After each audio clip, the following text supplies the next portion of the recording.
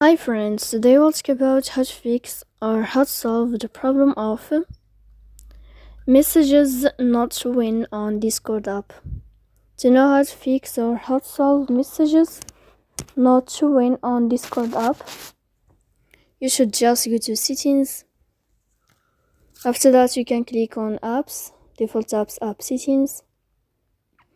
Here you can go to Discord. Then you can go to first stop and you can click OK. Here we'll enter to the window of storage. Then you can click clear cache. Don't click clear data because that can cause you errors in your app. In the end, you can turn off your Wi-Fi and you can wait a moment to turn on your Wi-Fi again to fix that problem. So please don't forget to support us by like and subscribe. See you next time in another video, and thank you for your attention and your watching.